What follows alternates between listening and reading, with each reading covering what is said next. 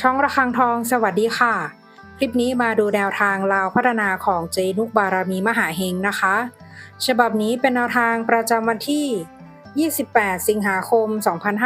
2569 ค่ะแนวทางลาวพัฒนาวันนี้เจให้เด่นที่0ฟันที่0นะคะ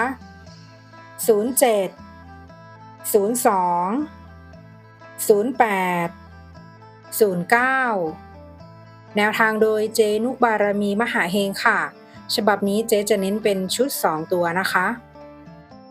แนวทางมีเข้ามีหลุดนะคะถ้าใครเห็นเลขแล้วชอบค่อยตามแต่ถ้าไม่ชอบปล่อยผ่านก่อนได้เลยค่ะฝากกดไลค์กดแชร์กดติดตามพร้อมกดกระดิ่งแจ้งเตือน